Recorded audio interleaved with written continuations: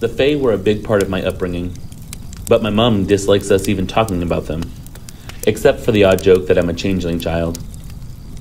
I have lots of little stories, from running into what could be a will-o'-the-wisp to a thing that watches me sleep. I honestly don't know what it is because I've never had the guts to roll over and look at it. But the biggest story I have, though, happened when I was about 10 years old. I had two friends, Amanda and Bonnie. We were lucky enough to live in an area where within 10 minutes you'd be in this forest that was split by a stream and bridge. Each half had a large pond or lake by it. There were all sorts of old stories about that place, from a witch being buried to big cats being seen stalking around. This was one of those places that just gave off those feelings, you know. Like the veil was smaller. You could see other things, or other things could be attracted to it.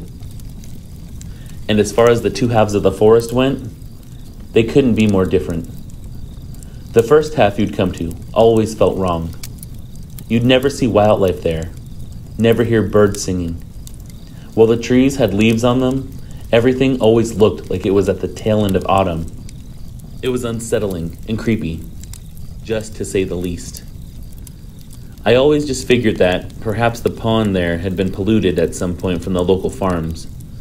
But as I got older and had these experiences, I'm not so sure there was a natural reason for the constant state of decay. Maybe it was more of a supernatural reason. We'd often pass through the dead woods to get to the one that we actually enjoyed more.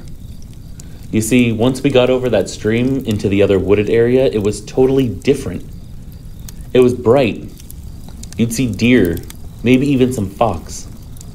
There was a big family of red kites there, and we used to watch them hunt and fly.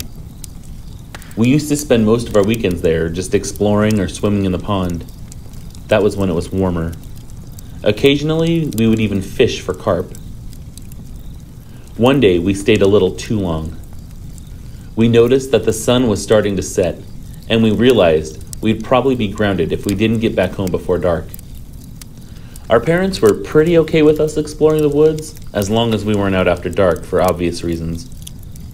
It was the 90s, but I guess it was still a different time back then. It was safer in our area, though.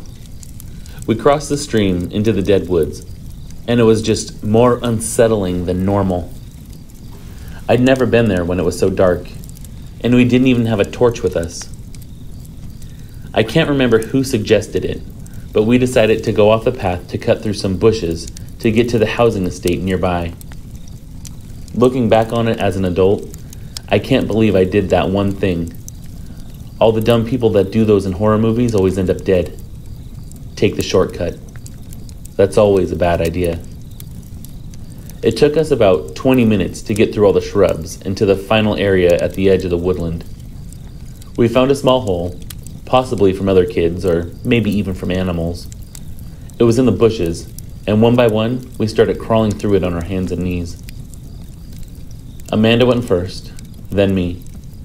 She helped me through when my hair got snagged, and then finally it was Bonnie's turn. But that's when shit hit the fan. Me and Amanda leaned down so we could help Bonnie through, and she started screaming. She kept screaming that something was grabbing her leg. We thought she was messing with us at first, but then we thought perhaps her leg was stuck on some brambles or something. We panicked, noticing that she was really having trouble getting through the thicket, so we grabbed her arms and tried pulling her through. This was the moment that real fear set in, because something was holding on to her. Not only that, it was trying to pull her back into the woods. It's still a memory that scares me and brings tears to my eyes when I think about it. Right now, I have goosebumps all over just typing this. In all my life, I've never heard something scream like she was screaming. Not a person, not an animal. I've never seen true, real terror in somebody's eyes like I saw there. Eventually, she stopped screaming. I guess because her voice was sore, or maybe she was in shock. I don't even know how long we were in that tug of war. But by the time whatever it was had let go of her, and we pulled her through, her legs were a mess. Amanda left us there to run and bang on the nearest house. She wanted to go get the police in an ambulance. Bonnie's legs were bloody and torn up, like someone had taken razor blades to her. The police told us she was probably attacked by a badger. I mean, they can be pretty nasty, but I don't think they can hold on to a 10-year-old child with 2 other children pulling her. She was pretty traumatized by the whole incident, and we didn't really get to see her much after that. Eventually, I asked her if she'd seen what got her, as me and Amanda couldn't see it. All she said was that she could only see a figure made of darkness, with 2 red crimson eyes. She ended up moving about 6 months later. It was maybe 2 or 3 years later in high school that I heard anyone mention shadow people, let alone one in the dead woods. I kind of stayed far away after that. Hell, I'm scared of the dark and I'm nearly 30 at this point. But I remember some boys talking about it, and I overheard them and how they'd seen things in those woods. I perked up and asked them what they saw, and they started telling me about how people had been seeing shadowy figures in there, from the size of children all the way up to large creatures with red eyes. I remember feeling quite sick because I'd always assumed that Bonnie's story was caused by shock. It honestly was the scariest thing to have ever happened to me. The funny thing is, these 2 woods are on land owned by a local abbey, and they're tended by local monks.